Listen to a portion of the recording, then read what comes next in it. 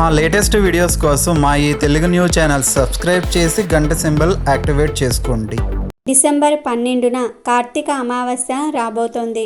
అయితే ఈ కార్తీక మాస అమావాస్యలోపు కార్తీక పురాణంలోని ఈ కథలు వింటే చాలు శ్రీకృష్ణుడి అనుగ్రహంతో రాజయోగం పడుతుంది, పట్టిందల్లా బంగారం అవుతుంది. ఇక మీ ఇంట్లో అన్ని శుభాలే జరుగుతాయి. శ్రీ మహావిష్ణువు లీలా విశేషాలలో భాగంగా శ్రీకృష్ణ సత్యభామల గురించి సౌనకాది మునులతో సూతుడు చెప్పటం మొదలు పెడతాడు. ఒక రోజున శ్రీకృష్ణుడు రుక్మిణీ సమేతుడై ఉండగా దేవలోకం నుంచి నారద మహర్షి వస్తాడు. ఆయన చేతిలో ఒక పుష్పం ఉంది. అప్పుడు ఆ పుష్పం గురించి శ్రీకృష్ణుడు అడుగుతాడు. అది పారిజాతమని, దేవలోక పుష్పమని నారదుడు చెప్తాడు. పారిజాతం ఎంతో సువాసనను వెదజల్లుతూ ఉంటుందని, దానికి వాడిపోవటమనేది తెలియదని అంటాడు. ఆ మాట వినగానే రుక్మిణీదేవి ఆశ్చర్యపోతుంది. అందుకే ఆ పారిజాత వృక్షాన్ని సచీదేవి ఎంతో అపురూపంగా చూసుకుంటూ ఉంటుందని నారదుడు చెప్తాడు. ఎంతో అపురూపమైన ఆ పుష్పాన్ని ఇష్టభార్య శిఖలో ఉంచమని దానిని శ్రీకృష్ణుడికి అందజేస్తాడు నారదుడు. పక్కనే రుక్మిణీదేవి ఉండటంతో కృష్ణుడు ఆ పారిజాత పుష్పాన్ని ఆమె శిఖలో ఉంచుతాడు. ఈ విషయం పరిచారిక వలన సత్యభామకు తెలుస్తుంది. కొంతసేపటి తర్వాత కృష్ణుడు సత్యభామ దగ్గరకు వస్తాడు. తన మందిరానికి వచ్చిన కృష్ణుడి పట్ల సత్యభామ అలక చూపుతుంది. ఆమె అలక తీరడానికి కృష్ణుడు చాలా ప్రయత్నాలు చేస్తాడు. దేవలోకంలో పారిజాత వృక్షాన్ని తీసుకువచ్చి తన పెరటిలో నాటితేనే తన మనసు కుదుట పడుతుందని సత్యభామ తేల్చి చెప్తుంది. దాంతో కృష్ణుడు ఆమెను వెంటబెట్టుకుని నేరుగా దేవలోకం వెళ్తాడు. ఇద్దరూ కూడా దేవేంద్రుడి ఆతిథ్యాన్ని అందుకుంటారు. అక్కడి నుంచి పారిజాత వృక్షాన్ని పెగిలించి తీసుకురావడానికి కృష్ణుడు ప్రయత్నించగా దేవేంద్రుడు అడ్డుపడతాడు. ఇద్దరి మధ్య యుద్ధం జరుగుతూ ఉంటుంది. అప్పుడు దేవేంద్రుడి తల్లి వచ్చి తన తనయుణ్ణి వారిస్తుంది. దాంతో ఆయన ఆ పారిజాత వృక్షాన్ని కృష్ణుడికి ఇచ్చేస్తాడు. ఆ పారిజాత వృక్షాన్ని తీసుకొని భూలోకానికి వచ్చి సత్యభామ భవనం పెరట్లో నాటుతాడు కృష్ణుడు. తాను అడిగిన పారిజాత వృక్షం కోసం కృష్ణుడు తనను కూడా తీసుకొని అమరలోకానికి వెళ్ళటం, దేవేంద్రుడితో తలపడటం, పారిజాత వృక్షాన్ని తెచ్చి తన అలక తీర్చటం, ఇదంతా తనపై ఆయనకు గల ప్రేమకు నిదర్శనంగా భావిస్తుంది సత్యభామ. తాను ఎంతో పుణ్యం చేసుకోవటం వలన తనకు అంతటి అదృష్టం పట్టిందని భావిస్తుంది. గత జన్మలో తాను చేసుకున్న పుణ్యం ఏమిటి అని ఆ సందర్భంలోనే ఆమె కృష్ణుణ్ణి అడుగుతుంది. అప్పుడు ఆమెకు కృష్ణుడు ఇలా చెప్పటం మొదలు పెడతాడు. తన పూర్వజన్మను గురించి కృష్ణుడు చెప్తూ ఉండగా సత్యభామ వింటూ ఉంటుంది. కృతయుగంలో మాయా అనే నగరంలో దేవశర్మ అనే బ్రాహ్మణుడు ఉండేవాడు. ఆయన పండితుడు, నియమనిష్టలు కలిగినవాడు, ఆచార వ్యవహారాలను తప్పనిసరిగా పాటించేవాడు. ఆయన దగ్గర చాలామంది శిష్యరికం చేస్తూ ఉండేవారు. ఆయన ఒక్క కుమార్తె గుణవతి. పేరుకు తగినట్టుగానే ఆమె సుగుణాల రాశి. పెద్దల పట్ల గౌరవము, భగవంతుడి పట్ల భక్తిని కలిగి ఉండేది. అలా ఆమె యవ్వనంలోనికి అడుగుపెట్టింది. దాంతో ఆయనకు ఆమె వివాహాన్ని గురించిన ఆలోచన పట్టుకుంది. కూతురు గురించి బాగా ఆలోచన చేసిన ఆయన తన శిష్య బృందంలో బుద్ధిమంతుడైన చంద్రుడు అనే వాడికి గుణవతిని ఇచ్చి వివాహం చేస్తాడు. ఆ దంపతులు ఎంతో అన్యోన్యంగా ఉండేవారు. అది చూసి దేవశర్మ ఎంతో ముచ్చటపడేవాడు. ఒక రోజున దేవశర్మ, చంద్రుడు ఇద్దరూ కలిసి దర్భల కోసం అడవికి వెళ్తారు. అలా వెళ్ళిన ఆ ఇద్దరూ ఒక రాక్షసుడి బారిన పడి ప్రాణాలు పోగొట్టుకుంటారు. అలా మరణించిన మామ అల్లుళ్ళు దేవ సన్నిధిలోనే ఎక్కువగా కాలం గడుపుతూ వచ్చిన కారణంగా విష్ణులోకానికి చేరుకుంటారు. తన తండ్రి భర్త మరణించటంతో గుణవతి ఎంతగానో దుఃఖిస్తుంది. భారం భగవంతుడిపై వేసి రోజులు గడుపుతూ ఉంటుంది. భగవంతుడి సేవ కోసమే ఎక్కువ సమయం కేటాయిస్తూ ఉంటుంది. కార్తీక వ్రతాలు, ఏకాదశి వ్రతాలు అత్యంత భక్తి శ్రద్ధలతో ఆచరిస్తూ ఉంటుంది. అలా ఆమెకు వయసు పైపడుతుంది. శరీరం ఎంతమాత్రం సహకరించని పక్షంలో కూడా చలిలో ఆమె కార్తీక స్నానం చేయడానికి సిద్ధపడుతుంది. అప్పుడు విష్ణుదూతలు వచ్చి ఆమెను దివ్య విమానంలో విష్ణు లోకానికి తీసుకుని వెళతారు. ఆ తరువాత కాలంలో మాయానగరంలో పండితుడిగా పేరు తెచ్చుకొని ఆచార వ్యవహారాలు పాటించిన ఆ పండితుడు సత్రాజిత్తుగా జన్మించాడు. ఆయన శిష్యుడు చంద్రుడు అక్రూరుడుగా జన్మించాడు. అనునిత్యం శ్రీహరినామ స్మరణతోనూ ఏకాదశి వ్రతాలతోనూ జీవితాన్ని గడిపిన ఆ గుణవతియే సత్యభామగా జన్మించిందని శ్రీకృష్ణుడు చెప్తాడు. దాంతో ఆనందంతో మురిసిపోతూ సత్యభామ ఆయన అక్కున చేరుతుంది. కృష్ణుడి ద్వారా తన గత జన్మను గురించి తెలుసుకున్న సత్యభామ తిథులలో ఏకాదశి, మాసాలలో కార్తీకం ఎందుకు ప్రీతికరమైనవో చెప్పవలసిందిగా కోరుతుంది. అప్పుడు కృష్ణుడు ఇదే విషయాన్ని గతంలో పృథు చక్రవర్తి అడిగితే నారద మహర్షి అందుకు గల కారణాలను చెప్పాడని, ఆ విషయాలను ఆమె ముందుంచుతున్నానని అంటాడు. గతంలో నారద మహర్షి పృథు చక్రవర్తి మధ్య జరిగిన సన్నివేశాన్ని ఆమె కళ్ళకు కడతాడు. పృథు చక్రవర్తి అడిగిన ప్రశ్నకు నారద మహర్షి సమాధానం చెప్పటం మొదలు పెడతాడు. పూర్వం శంకుడు అనే ఒక రాక్షసుడు ఉండేవాడు. అసుర లక్షణాలు కలిగినవాడు గనుక దేవతలను నానా రకాల ఇబ్బందులకు గురి చేస్తూ ఉంటాడు. దేవలోకాన్ని ఆక్రమించుకొని అక్కడి నుంచి దేవతలందరినీ తరిమివేస్తాడు. దాంతో వాళ్ళంతా కూడా వాడి కంటికి కనిపించకుండా మేరు పర్వత గృహంలో తలదాచుకుంటారు. వాళ్ళ కోసం శంకుడు గాలిస్తూనే ఉంటాడు. దేవతలను నమ్మకూడదు, వేదాల ద్వారా వాళ్ళు మళ్ళీ శక్తివంతులై తనపై దాడి చేసే అవకాశం లేకపోలేదని అనుకుంటాడు. అందువలన వేదాలనేవి లేకుండా చెయ్యాలని నిర్ణయించుకుంటాడు. అయితే దేవతలు ఆ వేదాలు ఆ అసురుడి కంట కనపడకుండా సముద్రంలో దాచిపెడతారు. శంకుడికి అనుమానం వస్తుంది. నీటి యందు వేదాలను దాచి ఉంటారనే ఉద్దేశంతో సముద్రంలోనికి దిగేసి వెతకటం మొదలు పెడతాడు. ఎంతగా వెతికినా అవి కనిపించకపోవటంతో నిరాశ చెందుతాడు. వాళ్ళు తప్పనిసరిగా నీటి యందే దాచి ఉంచి ఉంటారు. అవి దొరకకుండా తాను బయటకు వెళ్ళకూడదని సముద్ర గర్భంలో వెతుకులాట సాగిస్తూ ఉంటాడు. శంకుడు సముద్ర గర్భాన ఉండటంతో దేవతలంతా మేరు పర్వత గుహంలో నుంచి బయటకు వస్తారు. బ్రహ్మదేవుడు వెంటరాగా అంతా కలిసి వైకుంఠానికి వెళ్తారు. ఆ సమయంలో స్వామి యోగనిద్రలో ఉంటాడు. అది కార్తీక శుద్ధ ఏకాదశి కావటంతో మంగళ వాయిద్యాలను మ్రోగిస్తూ కీర్తిస్తూ స్వామిని యోగనిద్ర నుంచి మేల్గొల్పుతారు. అప్పుడు స్వామి నిద్రలేచి కార్తీక శుద్ధ ఏకాదశి రోజున తనను పూజించిన వారికి సకల శుభాలు చేకూరుతాయని అభిహమిస్తాడు. వైకుంఠానికి వెళ్ళి విష్ణుమూర్తి దర్శనం చేసుకున్న దేవతలు శంకుడి ఆగడాలను గురించి వివరిస్తారు. వేదాలకు ఆపద వాటిల్లనున్నదని చెప్తారు. వేదాలను దక్కించుకోవడానికి శంకుడు సముద్ర గర్భంలో వెతుకుతున్నాడని అంటారు. అప్పుడు శ్రీ మహావిష్ణువు శంకుడి గురించి ఆందోళన చెందవలసిన అవసరం లేదని, వాడి సంహారానికి సమయం ఆసన్నమైనదని దేవతలతో చెప్తాడు. శంకుణ్ణి అంతం చేయడానికి తాను మత్స్య రూపాన్ని ధరిస్తున్నానని అంటాడు. మత్స్యావతార ప్రయోజనం అదేనని చెప్తూ అక్కడి నుంచి అదృశ్యమవుతాడు. కశ్యప మహర్షి సూర్యుడికి ఆర్జమిస్తూ ఉండగా ఆయన దోసిల్లోనికి చేపపిల్ల వస్తుంది. ఆ చేపపిల్లను వెంటనే ఆయన తన కమండలంలో వేస్తాడు. క్షణాల్లో ఆ చేపపిల్ల కమండలమంతా కూడా నిండిపోతుంది. దాంతో ఆయన దానిని ఒక బావిలో విడిచిపెడతాడు. క్షణాలలో దాని ఆకారం పెరిగిపోయి బావంతా కూడా ఆక్రమిస్తుంది. వెంటనే ఆయన దానిని తన మంత్రశక్తితో సరస్సులోనికి పంపిస్తాడు. ఆ చేపపిల్ల సరస్సు అంతటినీ కూడా అలుముకుంటుంది. ఇదంతా ఆయనకు చాలా విచిత్రంగా అనిపిస్తుంది. అప్పుడు ఆయన దానిని సముద్రంలోనికి వదులుతాడు. సముద్రంలోనికి విడిచిపెట్టబడిన ఆ చేప తన ఆకారాన్ని మరిన్ని రెట్లు పెంచుతూ నీటి అడుగుకు చేరుకుంటుంది.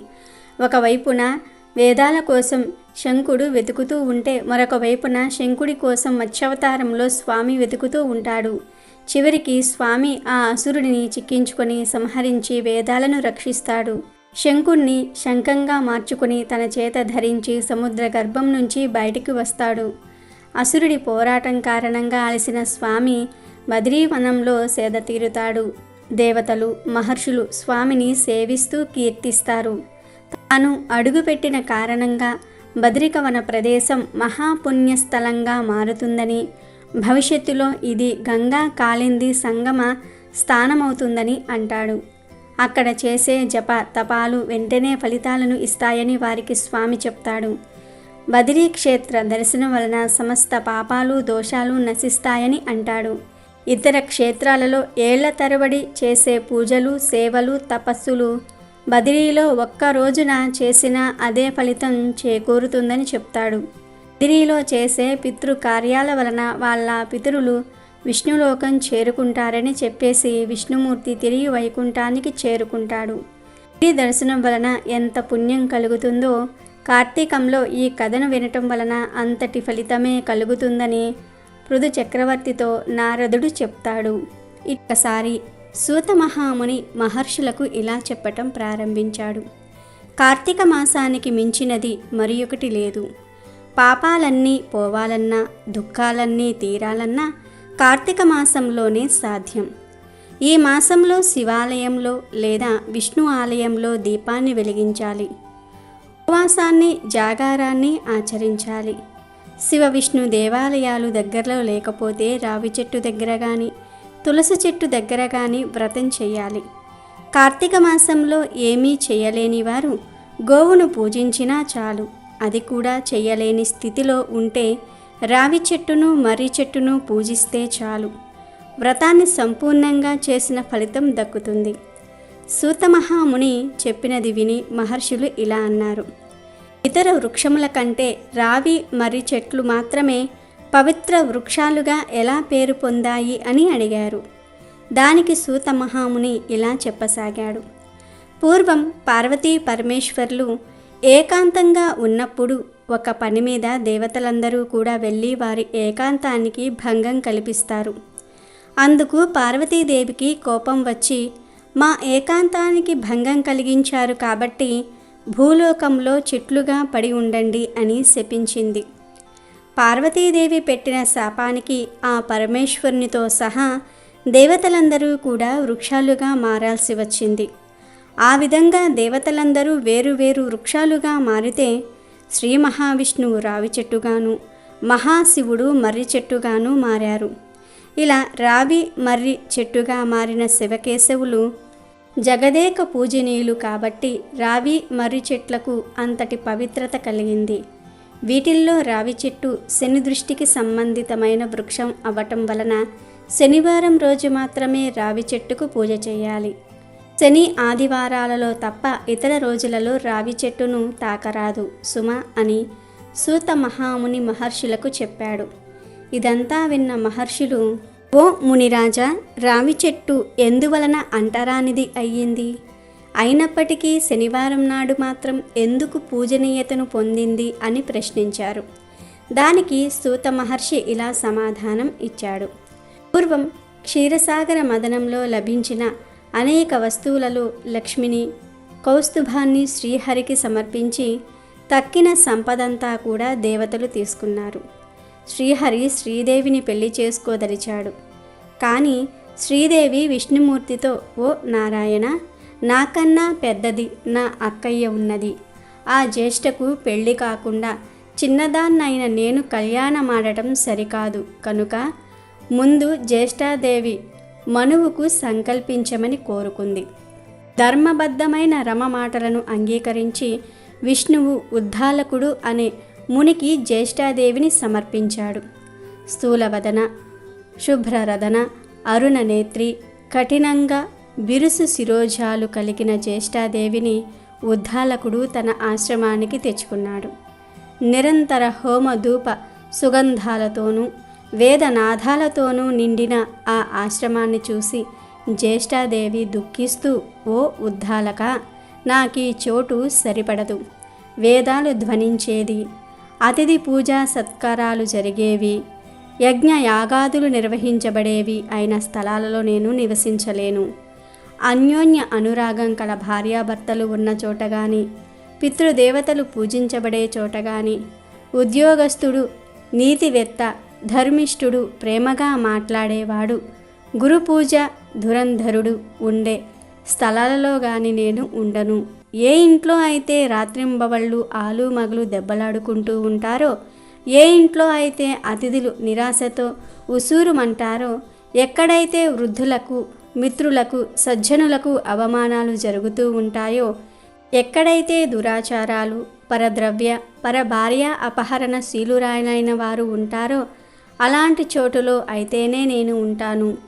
కళ్ళు త్రాగేవాళ్ళు, గోహత్యలు చేసేవాళ్ళు, బ్రహ్మహత్యాది పాతక పురుషులు ఎక్కడ ఉంటారో నేను అక్కడ ఉండడానికే ఇష్టపడతాను అంది. ఆమె మాటలకు వేదవిధుడైన ఉద్దాలకుడు చింతిస్తూ నొచ్చుకున్నవాడై, ఓ జ్యేష్ఠ, నీవు కోరినట్లుగా నీకు తగిన నివాస స్థలాన్ని అన్వేషించి వస్తాను. అంతవరకు నువ్వు ఈ రావి చెట్టు మొదట్లోనే కదలకుండా కూర్చోమని చెప్పి బయలుదేరి వెళ్ళాడు.